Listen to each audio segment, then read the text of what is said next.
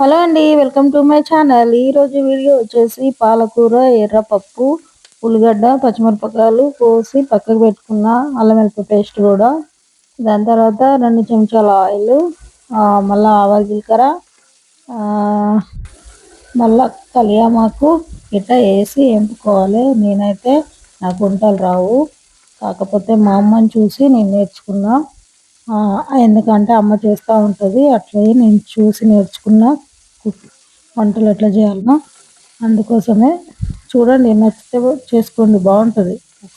తొందరగానే అవుతుంది. పాలకూర, ఎర్రపప్పు, ఉల్లిగడ్డ వేసి టమాటా వేసుకోవచ్చు, కానీ టమాటా అంత బాగుంటుంది కాబట్టి వేసుకోవట్లేదు. సింపుల్గా అవుతుంది. ఉల్లిగడ్డ వేపుకోవాలి. ఉల్లిగడ్డ వేగినాక బాగా కొంచెం ఉల్లిగడ్డ మగ్గాలి. మగ్గిన తర్వాత పాలకూర వేసుకోవాలి. కడిగి పెట్టుకొని పక్కకు పెట్టుకున్న పాలకూర, దాని తర్వాత అది కూడా పాలకూర కూడా కొంచెం మగ్గాలి. నేను ఎక్కువ వేయట్లేదు, ఒక 2 కట్టలు పాలకూర అంతే. తక్కువ చేస్తున్నా కాబట్టి తక్కువనే వేసుకోవచ్చు, ఎక్కువ అనుకుంటే ఎక్కువ వేసుకోవచ్చు, అది మన ఇష్టం. కొంచెం మగ్గాలి, దగ్గర పడాలి పాలకూర.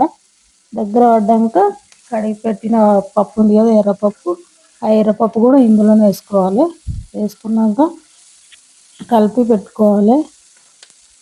మా వీడియోలు ఎవరు చూస్తలేరు, నా వీడియోలు ఎవరికైనా నచ్చితే చూడండి.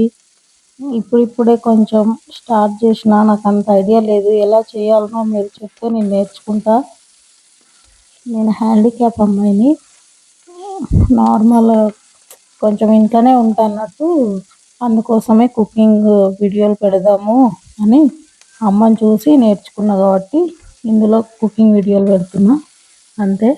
నాకు ఎక్కువ రాదు, కాకపోతే నేర్చుకున్నా కాబట్టి పెడుతున్నా. నాకు వచ్చినాయి నేను పెడతాను, చూడండి, బాగానే ఉంటాయి. మీరు ఇంట్లో ట్రై చేయండి, బాగానే ఉంటాయి.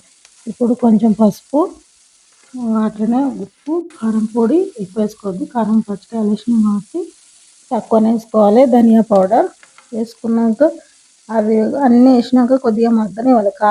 కారంని మగ్గుతూనే టేస్ట్ వస్తుంది, మగ్గలేదనుకో టేస్ట్ రాదు.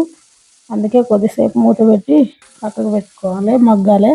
మగ్గిన తర్వాత ఒక 2 గ్లాసుల వాటర్, 1 గ్లాస్ అయినా సరిపోతుంది, 1 గ్లాసున్నర వాటర్ వేసుకొని బాగా కలిపి మసలాలి.